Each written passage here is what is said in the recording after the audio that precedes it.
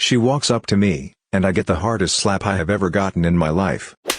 5 brutal revenge stories from r/Nuclearrevenge, an entitled woman who regretted taking the disabled spot, a homophobic bully who became a victim himself, and a very long last story about an evil teacher going to hell.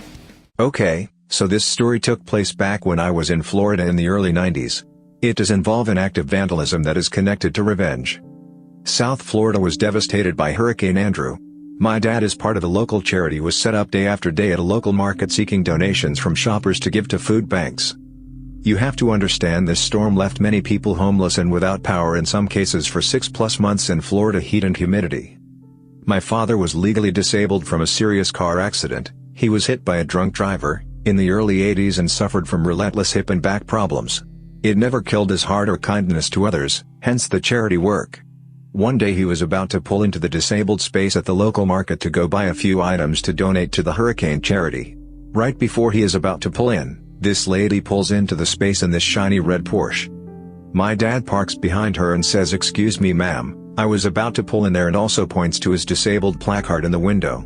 She says to him, "You don't look disabled," and proceeded to walk into the store. For anyone who has a relative who uses a disabled space, you know the frustration of this situation and the anger one feels. My dad, seemingly unfazed, waits until she goes into the store and then gets out and snips the valve stems on all 4 tires, flattening, but not destroying all of them. He then pulls into another space not far away and just waits. About 15 minutes later the lady comes out and is shrieking about her car being vandalized. My dad is far enough away so she can't see him, but he can hear everything. She calls the police. Big mistake. She files a report for vandalism, and the police give her a ticket for being parked in the disabled space with no placard. About $250 at the time. The cops leave and she calls a tow truck. As the car is being loaded onto the truck, my dad pulls up and says to her, "You don't look disabled, but your car sure is," and then drives off. My dad could be a nice guy and pure savage when he needed to be. Found my best friend's wife's secret social media account. She was sleeping with one of our other friends. I told my friend about it. He just kinda shut down. A few weeks later he told me never to tell anyone I knew she was cheating or that I knew about the account. I would casually ask him how the two of them were every now and then. Always great. Every time I saw them together they were a happy couple. 9 months later he confessed he had lost everything they had to a gambling addiction. A year before they both had cars that were paid off. He had sold them and leased new cars. The money he made selling them he lost to gambling. Their savings and 401ks were essentially gone. All lost on gambling. The condo they lived in was rented. They had essentially no assets. She immediately filed for divorce. They had no kids, similar incomes. Divorce was finalized without him owing alimony. Her cheating was never brought up. She got all the furniture and pots and pans. He kept his secret hoard of gold coins. I don't know for sure, but I'm guessing it's at least $200,000 worth. Some backstory. When I was about 11 or 12 I started get hobbies which included rock collecting and ant farming, important later. I also started babysitting my brother at the time. So it was a normal Saturday that consisted of me babysitting my little brother and taking care of my ants. I was let my brother play on my PS3 until the doorbell rang. I opened and saw these annoying little kids that always asked if I could play, but every time I would say no. Normally they would just leave, but this time they just sat there and just kept on ringing the doorbell. It went on for about 10 minutes until it stopped. I thought it was over until I heard them start giggling, then they started throwing rocks at my house. They even cracked one of the windows. I opened the door and they just knew it wasn't going to be good. Also at the time, I was probably about 5.9 inches, so I was kinda scary. I walked outside and told them to go home or I'll call the police. Fast forward about 2 weeks, it happened 3 more times at this point. I was done playing around. I knew they were gonna do it again, so at the side of my house where they were getting the rocks I had accidentally spilled my fire ant uranium with probably about 1,500 to 2,000 fire ants on the rocks. So the next day comes around and the little brats were ringing my doorbell and I could almost taste the sweet, sweet revenge. After the ring stopped, I heard the thuds of the rocks hitting my house. All of a sudden it stopped and I could hear them start to cry. I looked out the window and the little boy was sitting right on the rocks. They all ran home. Oh, but it's not over. Their mom came out of the house and over to mine. I put on my saddest face and told the mom, they broke my ant farm.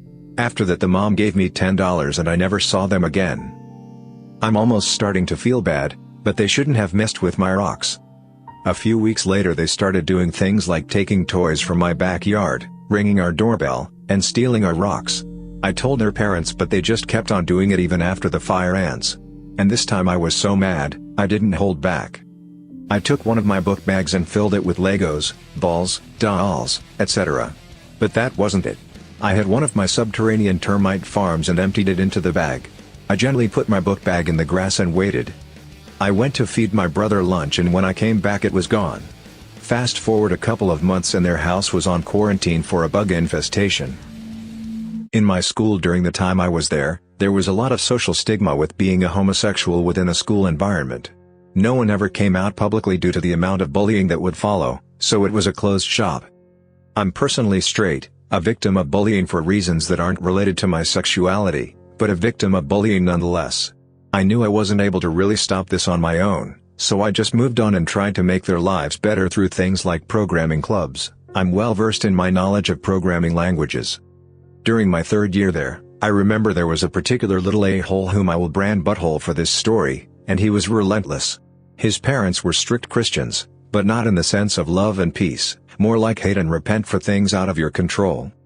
They would let him get away with bullying the LGBT kids due to the fact that those fags deserve it for going against God. The school would try everything to prevent him, and in their defense they did suspend him for a few days, but after the poop storm his parents kicked up for this incident, he was acquitted almost every single time after this. One particular incident caught my eye, when he cornered a kid who was rumored to be gay without having even been confirmed, and beat the hell out of him, calling him a faggot and telling him to repent, more so sarcastically, not in a serious sense. I don't remember the details of the case, but I'm fairly certain nothing came about of it, due to the lack of evidence, but the victim was scarred. I know this because he attempted to swallow a bottle of pills due to his desperation to escape the pain. Frankly, I'd had enough. I began to work on a particular program which was my first rat, allowing me to transfer files between computers, as well as run commands in admin on their PCs. This was in the before times before people were big on e-safety, which essentially gave me full control. I sent them these rats in various forms through disposable emails so they'd have no idea it was me. I then began my planning, downloading various files of gay pornography, not for personal use, and began to transfer it. I always made sure it was in places where they wouldn't ever look, Windows directory, sample videos, the usual, then waited. I remember it was a day when we were all in class together. I took out my laptop, set a single command which was essentially a function to do one thing: open it all up. The greatest part about this exploit was that it also forced the sound to play through speakers as well as blasting it to full volume. Close-ups of the most depraved, poorly drawn, scat, water sports, yaoi. Once that was all open, I just kept resending the command each time they closed it, making sure to only do it once no one could pinpoint it was being done automatically. Obviously the school informed his parents, and as strict Christians, who remember, hate and repent, were absolutely furious. They disowned him, and the local Christian community exiled him from the church, refusing to allow him back in. Without his parents, he had to live with his equally, but more accepting and less wealthy, aunt and uncle who constantly berated him for being gay despite his protests. It was rumored they signed him up for electroshock gay conversion therapy. At school, he felt the poop storm these kids felt as well, being called gay, beatings left and right. Due to this he didn't pass any of his exams and as such was stuck at a dead-end job for 2 years of his life. Due to the events in his life up until that point, he took up alcohol as a suppressant for the pain, and as such was swiftly fired from his job for his ethanol-induced escapades. I'm not very sure where he is now, but I know that wherever he goes, he won't bully anyone ever again, and that is the branding I was looking for. The town where this happened is a small one, and the school that I went to is a 70-year-old school. My granddad and my dad are also alumni of this school. Let me just start off by saying this, that the alumni of this school are really successful, and the school has had a long history of being very charitable and also offer amazing retirement benefits to teachers depending on how long they've worked here. My great-granddad donated some of his property to the school when it was being constructed, and he was an advisor and a part of the school board in his time. The school was an all-boys school up to 1996, when they had their first co-ed class, and is a full co-ed now. The school also has all classes, from kindergarten to high school, split in 2 buildings. The first one houses kindergarten to 5th grade, and the other has the classrooms for 6th grade to 12th grade. Part 1, Teacher vs. Dad, the incident. Said teacher, we are gonna call her MD, was my dad's math teacher when he started high school. She was a young woman just finishing her teaching degree, and was a master's in math and chemistry. At that point, she was the most qualified teacher the school had. Unfortunately, MD was also a nasty person. She walked into the class and the students were expected to be sitting in ready mode, back straight, legs together, and hands on the laps, with only the needed textbook and a pencil to take notes on the margins. The class was expected to greet her with a good morning when she walked in, and she assigned tons of weekend homework. She would simply stop teaching for the entire hour-long class if one person spoke without having asked to speak. You couldn't drink water without her permission, couldn't go to the restroom unless she finally saw your raised hand and asked you to speak. There were multiple cases of people complaining against that, but with her being the most qualified teacher there, the school board didn't take action. Instead, they supported her by saying that this would help discipline the students. But this is not even the beginning of it. Her exams were incredibly hard, and with the classes being full of teenage boys, they would talk and even one of them doing so would cause her to stop teaching, and not teach until the next class. She would then lecture on a different topic, completely skipping that part of chemistry. Suffice to say, before the finals, the entire class was in a panicked state, trying to self-study enough to at least pass the class. My dad ended up getting 41%. Our education system said you failed the class if you had under 40%, so he was relieved that he passed. But when he went through his answer sheet, my dad noticed that his totaling was incorrect, and that he in fact had a 49 on that test. He raised his hand, and after about 5 minutes or so of him just sitting in his seat, calmly, with his hand raised, he was called on and MD asked what the problem was. Dad told her that there was a totaling mistake in the final, and that he actually had a 49. This somehow offended her. Instead of calling him forth and checking his paper, MD decided that it was simply impossible for her, a master's in math, to make a mistake in something as simple as addition. She waved him off, and my dad was shocked. But she just calmly turned to the next person with a question. My dad, on the other hand, was not happy.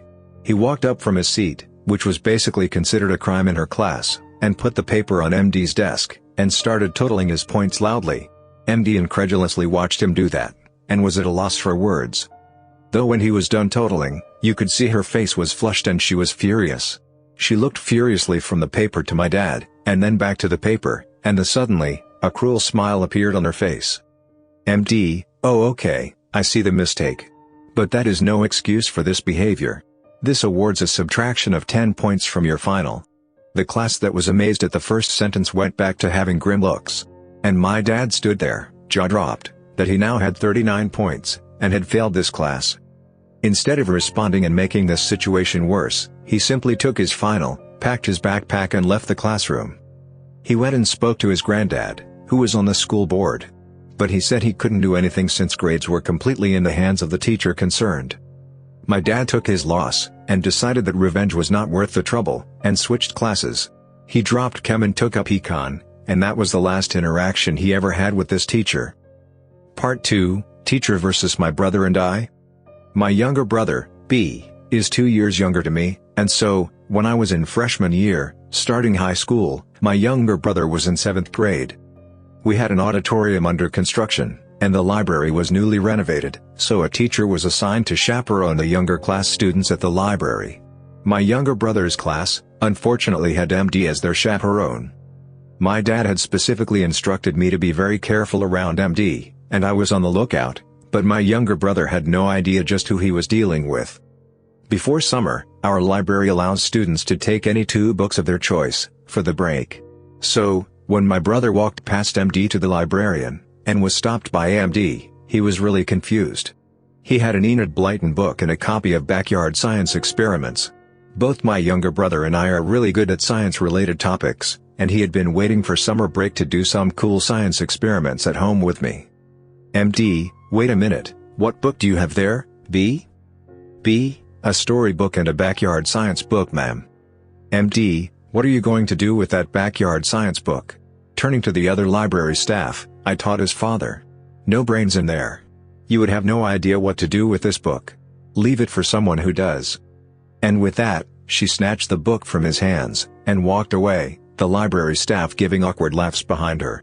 When he came looking for me, crying, I was furious. I was a really popular guy at school. I won quizzes and debates, and represented the school in national competitions. My friends and I literally had an entire showcase of trophies at school, with our names embossed on it, and most teachers loved us. Man, the vice principal of the school and our group were on first-name basis. He chaperoned us on all the competitions we represented the school in. But when he told me what had happened, I was dumbfounded. I had no idea how to react, but for the moment, I went to the library and got another copy of the backyard science book to console my brother. But then, we were out for summer vacation, and I didn't think too much of it. Side note, in the summer, we attended a science summit, and my school friends and I won prizes for having the most efficient hydraulic gear-based pulley system, and the second fastest chemical fuel race boat. This was before I ever took a high school chemistry or physics course. This was announced in the school assembly the first day after summer break. When we came back for fall, I had a chem class with MD, the first day of school. This was also right after the assembly, where my group was given the award. So we go to the chem lab, and MD is on the lab instructor's desk setting up an experiment designed to liberate hydrochloric acid fumes in a gas flask. Some moments pass by, and we could see that some mistake had been done, and there was no reaction in the mixture. Turns out the zinc granules were impure and rusted. But MD somehow got the idea that turning on the Bunsen burner on full blast would help the experiment. After collecting the gas for about 3 minutes, which is 2.5 minutes too long, since hydrochloric acid fumes are toxic if inhaled, she is satisfied. She then pulls up the flask to show the class how we do experiments. Cherry on the icing is when she opens the flask and brings it uncomfortably close to the girl beside me. MD, does it smell pungent? The girl awkwardly smells it and jerks away. To someone who has no clue, that would be a plausible confirmation, but I knew that it was complete BS. I could see that the girl knew about pungent fumes and cringed away on reflex, and not because it was actually pungent. I don't know why I did it, but at that moment, I snorted loudly. MD instantly zooms in on me. Walking toward me with her face contorting into an ugly expression, she goes, "Something funny you care to share with us?" I knew I messed up. But I was also angry. This person in front of me had bullied my younger brother, and my dad. I remembered that, and suddenly, all my verbal sensors were shut down. Me, you and I both know that she didn't smell anything pungent. That experiment you just did was a failure. MD, oh. You think you know more than me? Turning to class, he knows more than me. You know what, I'll step down. Why don't you teach the class, Professor Nicholas Fiend? Me, oh absolutely. To the absolute shock of everyone watching, I walk up to the podium, and while maintaining eye contact with MD, first thing to remember class. Turn to experiment 1 of your lab textbook. Read the warnings. The gas is pungent, and poisonous. MD, how dare you? Has no one taught you manners? This is no roadside shack, and you would do well to remember that. Else you're gonna have a couple broken bones. This was in a different language, but if you want the exact translations, it was, I'll break your limbs and feed them to you. She is absolutely furious. Grabs me by the hand and proceeds to drag me to the principal's office. On the way there, we cross the vice principal's office, and he sees MD dragging me away, and runs out. VP, what is going on here? Before I can say anything, MD starts ranting to him about how disrespectful and unacceptable my class behavior is, and is heaving by the end of her spiel. The VP gives me a searching look, and then responds with a, "Go back to class MD, I'll deal with him." We head back to his office, and he offers me a seat, and a glass of water. VP, what actually happened in class, Nicholas Fiend? He asks with a sigh. I tell him exactly what happened. Once he hears my side of the story, he looks at me and incredulously asks me if I really went to the podium and started lecturing the class. I look up, and see the gobsmacked look on the VP's normally reserved face. Imagine someone who looks like a male Minerva McGonagall being completely shocked. I couldn't stop myself. It started with a snigger, which turned into full-blown laughter. I laughed till my stomach hurt and my eyes teared up. To my surprise, VP was also smiling widely at that. He shook his head, and that reserved expression was back. VP, I know that what happened there had you concerned for class safety, but that is no reason for such disruptive behavior. Aside from that, I'm personally going to investigate what happened in that class, and if MD is found to be intentionally forcing students to inhale harmful chemicals, she will be sacked immediately. Oh, and you're supposed to hand over a written apology to MD about this behavior. Now get moving. I sighed, and headed back to class. And I really thought that I had ended MD's career. Oh, how wrong I was. She changed the story so it looked like she had purposely done the experiment wrong and was about to reprimand that girl for inhaling what could have been a harmful chemical. MD pulled one on me and had me look like I was just an insolent child who thought that he knew everything by reading a chapter of the book. And here, I stopped myself. This event was me just going in head-on with the teacher who had been in the school for longer than 35 years. Part 3, Pro-Revenge Mode. Now I knew that to help my brother, I needed to get rid of her. My dad knew about what happened in school, and he wanted me to not engage with MD. He said it was not worth it. But by now I was in the game. She had played her card. It was my turn now. I don't know what made it so that she had such a problem with my dad and my younger brother. They were quiet and hard-working students. I felt she had something against our family, and I was convinced that my younger brother would have to deal with the problem if I somehow messed up and got expelled or made a worse enemy out of MD. This was war, and I had a new plan. I started to act really sheepish around her, and made it a point to stay back after class, and ask her questions in the most polite way possible. I was the kid who was guilty of not understanding the plans of elders. I portrayed myself as an amazing student who MD had succeeded in humbling. I slowly, but surely made my way into the category best described by the term bootlicker. It hurt me inside to do it, but what I had planned, if this went well, made me lightheaded with anticipation. I was in it to win it. I conceded defeat in a fight to win the war. 2 years later, I am in junior year. My younger brother just started high school, and he was taking the chem class with MD. I was the highest scorer in chem, and was a pet to MD.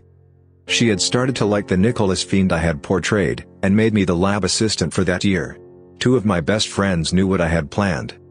Everyone else in class hated me for being the teacher's pet and getting straight A's when the next highest grade was a B. Everything was going according to plan. On the first day of class, I replaced her stool, one of the 3-legged ones, with a broken stool. This was supposed to be the first in a series of pranks that would hit her that day. She came to class and went to take her seat, and boy, she fell. Well, she somehow hit her hand on the wall and cried out. Yup, that must have hurt. But she was definitely overweight. And it couldn't be traced back to me. I smiled on the inside, as I rushed to her and helped her back up. I ran and fetched her another chair, while inside, the freshmen were trying their best not to laugh. When I got back from the room that had extra stools, I walked into the sight of her screaming like a banshee. But what got me furious was that she was screaming at my younger brother. Apparently, she had said something like, "Stupid stools and stupid lab assistant fools." To which my brother had responded with, "It's not my brother's fault, you're too heavy for the stool." Though I loved him for it, he really needed to learn where to come to my aid. But then, I didn't do much, and just replaced the chair silently, while silently trying to communicate to my brother to calm down. Nothing else of concern happened that day, till the time when school was over, and the teachers were heading back. Stage 2 was in motion. We heard a loud bang, and immediately, the large crowd of students nearby all headed towards the teacher's car parking lot. We saw MD's car smoking and her exhaust blown right off. Keep in mind it was an older car, and we had decided to block off the exhaust with clay, that had hardened over the course of 6 hours on a sunny day. Well, that car had to be towed, and she went home with some other students that day. She didn't show up to school for 2 days after that, but she did show up to school on the 3rd day, which was a half-school day, because our country celebrates Teachers' Day. It is tradition that students go to their teachers, current and old, and wish them the best, give them cards, gifts, etc. This was by far the most ambitious prank pulled in the school that I know of. The 2 days she was absent, we went around telling people to not visit her on Children's Day. It helped a lot that my friends and I were some of the most popular people in school, and with the other cool guys and girls agreeing to that, we spread the word and got confirmation that no one from the entire class in my year was going to go to her to wish her on Teachers' Day. But what actually happened was something no one could have expected. I guess it could have been because we acted so fanatical about it, that our classmates spread the word to all their friends and no one, not a single person in high school, went to her on Teachers' Day. It was the most amazing feeling of accomplishment I have ever had. She had made this situation for herself. By being the nastiest person I've ever seen, it was no surprise that people were fine with doing this to her. For the first time in 70 years, in our school, a teacher had not had a single well-wisher on Teachers' Day. Well, things are never perfect, and as it so happened, word of what had conspired got to her. The next day, I had just set up the lab. The freshmen were getting settled in, and here comes MD, anger radiating from her in waves.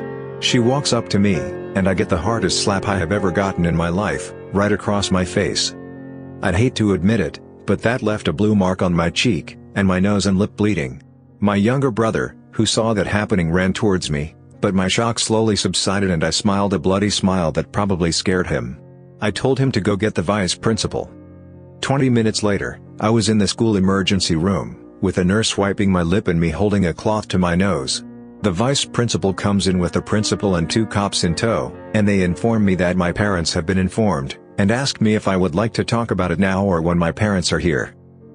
I say that I can answer their questions as soon as my lip is bandaged. So I tell them about the cases of bullying against my brother and I, and also tell them that she is a really incompetent teacher. I tell the principal that he could check the school average in science subjects. And sure as I guessed, in the average scores in the national exams, we had physics and biology come in at 92 and 90, with chemistry at a surprising 79. Topping that off with assault charges, and she lost her license to teach, 2 years before she retired, and with that, lost amazing retirement benefits that the school offered. Her car also had no insurance. Huh. That is not all of it. One could ask what would be worse? Well, consider this. The fall she had off the stool had her go to the hospital for an X-ray of her wrist and hip that she suspected might have broken.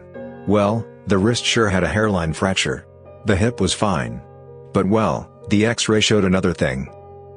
I don't think it is normal for anyone to laugh when someone is diagnosed with stage 3 cancer. But I did. Also, I later met with her only living family member. Her nephew, who had long cut all contact with her, but had been contacted by the police and the hospital. He had flown back from the US for this. That's where I found out the truth.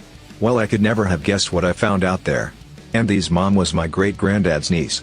Through my great-granddad's younger brother, who had stolen money from the family, and tried to kill my great-granddad. Well, he was disowned.